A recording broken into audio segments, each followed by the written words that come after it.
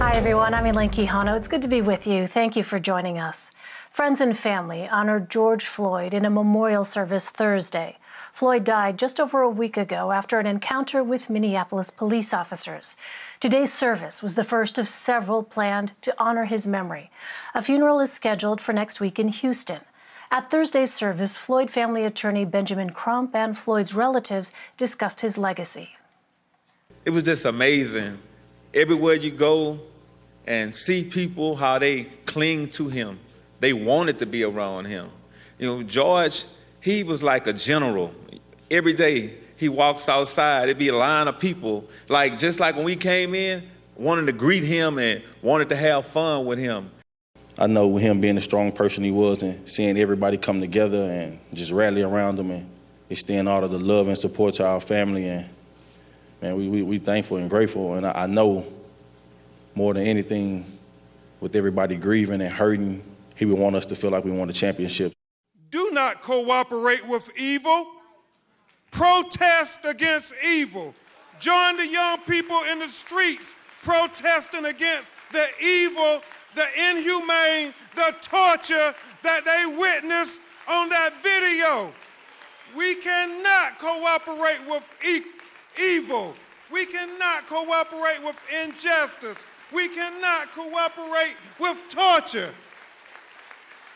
Because George Floyd deserved better than that. We all deserve better than that. His family deserved better than that. His children deserve better than that. Meanwhile, we are seeing protests against police violence continue across the country.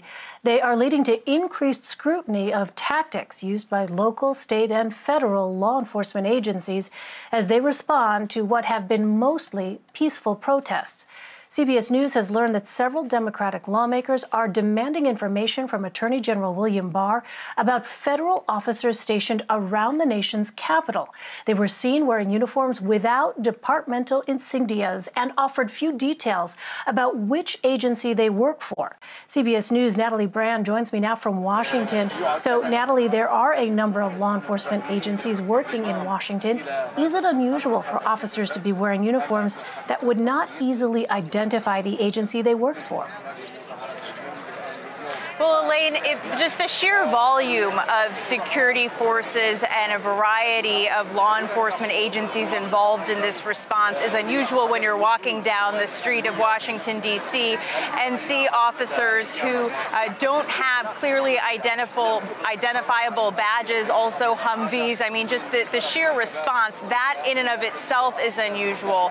But some of these officers who are part of the federal response, who have patches that resemble those worn by the Bureau of Prisons, riot teams or special operation teams, that has drawn some concern because they are not easily identifiable. And Democratic lawmakers are worried that that could lead with issues to accountability, transparency, the possibility of abuse of power. You can see right now we are in the 7th day of demonstrations outside of the White House right now. A number of the demonstrators are kneeling to the ground as they've done at various times during the day and across the past few days. This is the peaceful type of protest that everyone wants to see. But today, the Attorney General did hold a news conference speaking publicly for the first time about all of this and saying that his department has observed or has evidence and has made arrests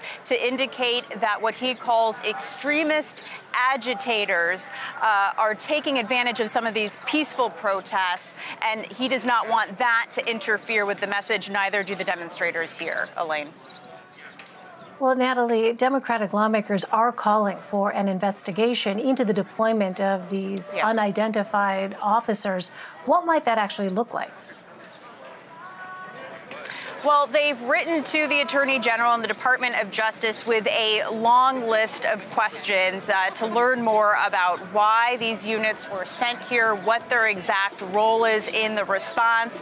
And one congressman, Don Beyer of Virginia, has even said he plans to write draft legislation around the matter. So Democratic lawmakers want accountability on this. The House Speaker also has written her concerns about not only these special forces brought in to respond to protests and what they believe to be violent protests, but also the militarization of this response. And that's something that the president's own former defense secretary, James Mattis, we saw that scathing statement from him yesterday about the militarization of this response, something really set off by that moment in Lafayette Park on Monday when all of the peaceful demonstrators were cleared out of this area shortly before the president made his way over to the church right next to where I'm standing.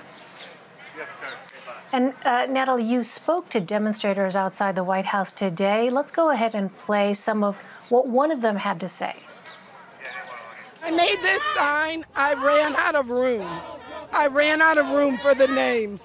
I could not fit all of the names of the murdered people on my side. That's a problem. We're done. We're tired. We're not doing this anymore. We don't want any more prayers or thoughts or commissions or investigations. We're done. This is it. This is the line in the sand. We're done. We are done. We're in front of the White House. That's my house.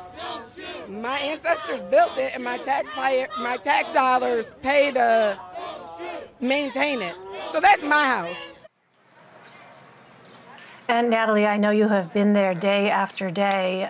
What is the overall mood of demonstrators today at this moment?